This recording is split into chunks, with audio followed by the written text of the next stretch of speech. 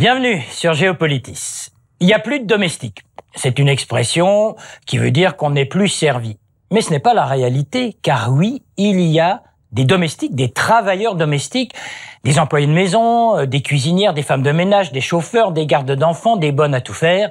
Il y en a même un peu plus de 52 millions dans le monde, calcule l'OIT, l'Organisation internationale du travail. Problème, un travailleur domestique sur 10 seulement dans le monde est couvert comme les autres travailleurs par une législation nationale. Problème encore, et même scandale, près d'un domestique sur 2 dans le monde n'a droit à aucun jour de repos par semaine, ni à une seule semaine de congé payé. Géopolitis se plonge dans ce monde de ces domestiques qu'à bien des égards, on peut appeler les esclaves des temps modernes. Ces domestiques, il y en aurait en fait plus de 100 millions dans le monde, au total, en y incluant les personnes non déclarées. Les 52 millions de domestiques dont nous parlons, recensés par l'OIT, c'est le chiffre officiel de personnes déclarées en situation légale. L'énorme majorité, eh bien, ce sont des femmes, à plus de 80%, on les trouve. En Asie et dans le Pacifique, 21 millions. Viennent ensuite les continents d'Amérique latine, 20 millions, l'Afrique, 5 millions, l'Europe et l'Amérique du Nord avec presque 4 millions, et le Moyen-Orient avec un peu plus de 2 millions. Voilà pour la répartition. Quant au sort réservé à cette population, souvent invisible, et c'est là aussi son problème, on relève que 10% seulement de ces domestiques sont couverts par une législation du travail comparable à celle des autres travailleurs. Plus de 50% n'ont aucune limite de durée hebdomadaire de travail et 45% n'ont aucun droit à une période de repos hebdomadaire. Enfin, à peine 50% de ces hommes et femmes ont un salaire minimum équivalent au salaire minimum d'un autre travailleur. La situation est tellement choquante qu'à Genève, en juin de l'année 2011, il a fallu adopter une convention internationale sur ce travail domestique. Un beau succès pour l'OIT, même si, à ce jour, 3 pays seulement ont ratifié cet accord. Un beau succès, en tout cas, pour les délégués de ces travailleurs et travailleuses domestiques venus à Genève du monde entier.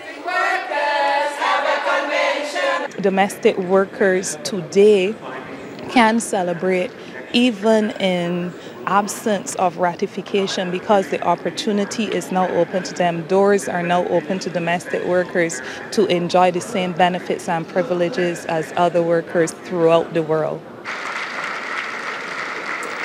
On se résume, 3 pays ont donc fait ratifier cette convention par leurs parlements respectifs dès la signature de ce texte. Depuis, 4 autres pays ont agi de même, dont l'Italie, qui est d'ailleurs le seul pays européen à avoir agi de la sorte. Bref, il reste un très grand nombre de pays qui doivent aller dans ce sens. Disons que ces pays, pour le moment, réfléchissent, ils prennent leur temps.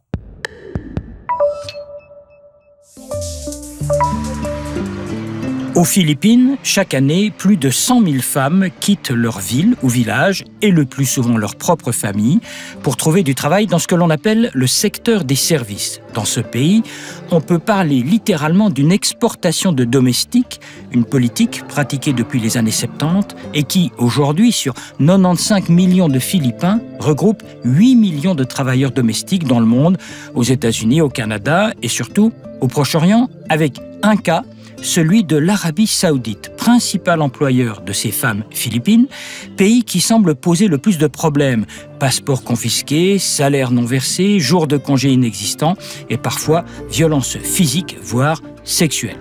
Aux Philippines, où ces travailleuses expatriées assurent au pays 12% de son produit intérieur brut, on a même créé des écoles, des académies d'employés de maison avec cours de langue, familiarisation avec une autre culture, un autre habitat, une autre tenue vestimentaire, en somme, pour reprendre une expression courante aux Philippines, une école de super domestiques, voire de super bonnes.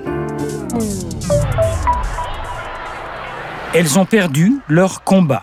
Elles sont 300 000 venues d'Indonésie et de plusieurs pays de la région à travailler à Hong Kong, ce territoire chinois de 7 millions d'habitants. Là-bas, les domestiques ont droit, certes, à un jour de congé par semaine et à un salaire relativement décent, encore que récemment, on leur a imposé une baisse de revenus. Mais le grand problème de ces employés de maison n'est pas là. À Hong Kong, tous les travailleurs étrangers Avocats, financiers, professeurs ou banquiers ont droit au statut de résident permanent dès lors qu'ils ont passé 7 ans sur place.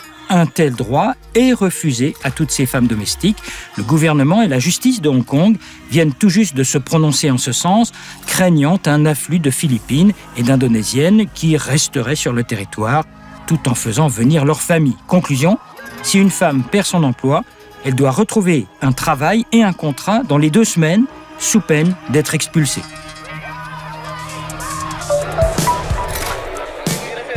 C'est un texte dont l'intitulé dit tout, Convention sur le travail décent des travailleurs et travailleuses domestiques.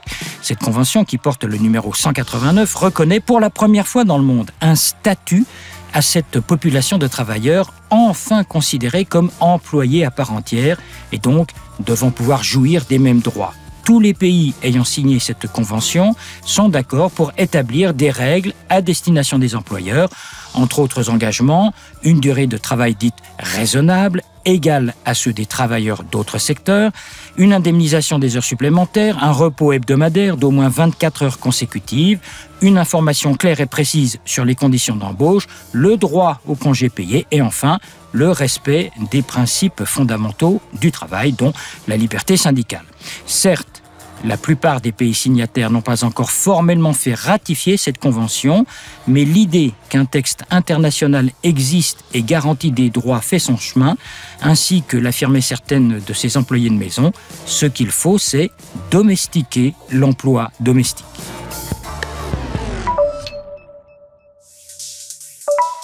L'invitée de Géopolitis, Manuela Tomei, qui est la directrice du département des conditions de travail et de l'égalité à l'OIT. L'OIT, c'est l'Organisation internationale du travail. On vient de voir ce qu'il y a dans cette convention 189. 7 pays ont ratifié, on a envie de dire, mais pourquoi seulement 7 pays? Qu'est-ce qui fait que les autres pays, y compris les Européens, tardent tant? La convention 189 a été adoptée il y a 2 ans par la conférence. Et il y a des moments techniques, c'est-à-dire un État membre, avant de décider de la ratification, doit entamer tout un processus de consultation.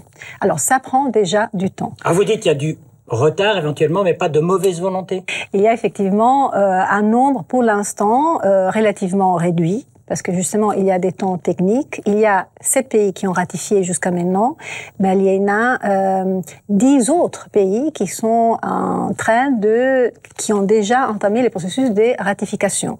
Alors même si ces pays n'ont pas ratifié par leur parlement respectif, au moins ils ont signé cette convention. Est-ce que ça fait avancer les choses globalement parlant? Sûrement.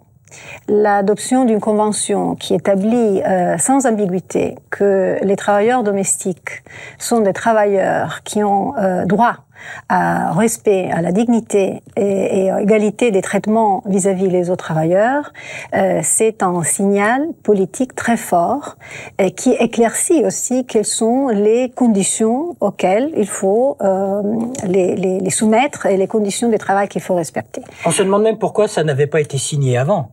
Ça semble même incroyable qu'il n'y ait pas eu de statut pour ces travailleurs domestiques. Tout à fait. Les travailleurs, mais dans plusieurs pays du monde, les travail domestiques n'est pas aperçu comme du vrai travail et les travailleurs domestiques ne sont pas couverts par les codes du travail.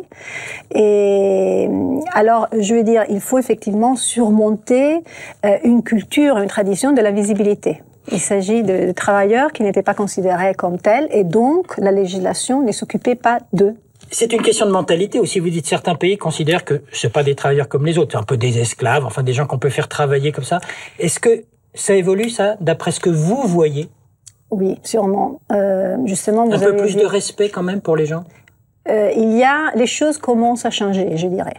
Et ils commencent à changer, pas seulement parce qu'il y a une nouvelle convention, mais à cause de la mobilisation que la préparation à l'adoption de la convention a généré. Et il y a eu une mobilisation très forte de la part aussi des associations des travailleurs domestiques, de la part de mouvements syndicaux. Il y a eu des alliances. Qui peuvent exister aussi en fonction de cette convention, parce qu'avant, les syndicats, il n'y en avait pas beaucoup. les syndicats, les groupes de travailleurs ont joué un rôle très important au sein des débats qui ont eu lieu dans la Conférence internationale du travail, dans le sens justement de assurer une protection minimale aussi à cette catégorie des travailleurs. Et ça fait partie d'une stratégie justement aussi de défense et de protection de tous travailleurs, de toutes les travailleuses dans l'économie formelle et informelle. Parce qu'une grande partie de ces travailleurs justement travaillent dans l'informalité, dans les travails non déclarés. On est en période d'austérité, en tout cas dans certains grands pays, je pense à des pays européens. C'est encore, j'imagine, plus difficile pour vous, organisation internationale, de faire passer cette idée de respect du travailleur quand les conditions sont difficiles ? Certainement, la crise présente a créé de défis pour les mondes des travailleurs, pour les travailleurs en général. Oui, tout le monde est touché. Dans les cas de travailleurs domestiques, je crois, sûrement, on ne va pas nier les circonstances complexes et difficiles, mais je crois que le processus qui a démarré ne va pas s'arrêter. Parce qu'il y a justement une prise de conscience de la part des travailleurs domestiques eux-mêmes et de la partie d'autres interlocuteurs, d'autres acteurs de la société pour faire changer les choses. Je disais tout à l'heure que c'est vrai, il y a 7 ratifications jusqu'à maintenant, mais il y a 55 pays dans le monde qui sont maintenant en train de mettre en place des mesures de différentes natures qui vont de la réforme même de la Constitution. Ça, c'est le cas du Brésil récemment, de l'établissement de certaines institutions pour assurer, par exemple, la fixation du salaire minimum pour les travailleurs domestiques, comme dans les cas de la Namibie, comme, par exemple, dans les cas de l'Espagne. Il y a eu... Qu'est-ce qu'il y a eu en Espagne ? Il y a eu un décret qui a été émis il y a un an, qui remplaçait l'ancien décret, qui envisageait un régime de traitement des travailleurs domestiques différent et inférieur au régime qui était réservé aux autres travailleurs. Donc il y a eu un alignement par exemple, de conditions en matière de salaire minimum, donc le même salaire minimum payé pour tous, y inclut les travailleuses domestiques. Vous nous parlez de tout ce que vous avez fait au niveau de l'OIT, l'Organisation internationale du travail. Qu'est-ce qui reste à faire ? C'est surtout, on parlait tout à l'heure de mentalité, c'est surtout un travail de sensibilisation qui reste à faire, plutôt que simplement de législation ? Oui, je crois qu'il y a des changements réels dans la vie quotidienne des travailleurs et des travailleuses domestiques. Sera possible comme résultat d'un ensemble d'initiatives qui justement touchent les plans législatifs, parce que la législation en soi-même envoie un signal très important, ce qui est toléré et ce qui n'est plus toléré, ce qui n'est plus acceptable. En même temps, il y a tout un travail justement de sensibilisation, d'information, de respect des droits de l'homme. Des respect des droits de l'homme, de la personne, et aussi de documenter les exemples, les bonnes pratiques, les faits que des mesures sont en train d'être prises, pas seulement législatives, et des résultats sont en train de commencer à ressortir. Donc je crois que c'est important aussi de faire voir les progrès.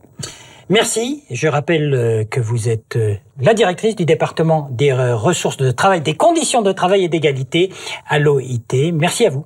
Merci à vous.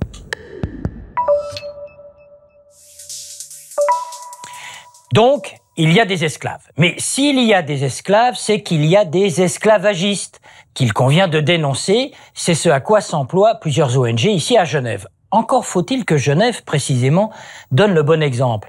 Tel n'a pas toujours été le cas. Il n'y a pas si longtemps, la ville de Calvin bruissait de toutes sortes de rumeurs très feutrées au début, insistantes par la suite, fondées en fin de compte.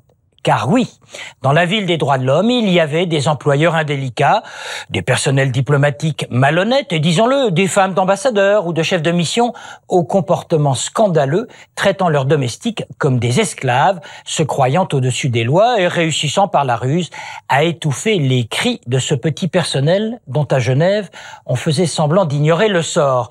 Il a fallu des années pour que la loi du silence soit rompue, pour que les autorités réagissent, pour qu'un syndicat se crée, pour que, ouvertement, dans la cité qui accueille la Commission des droits de l'homme, on accepte la réalité telle qu'elle était et que, surtout, on y remédie pour respecter les droits de l'homme, mais aussi pour donner le bon exemple.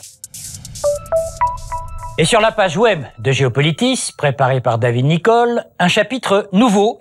Vous pouvez désormais discuter entre vous de l'émission et la commenter.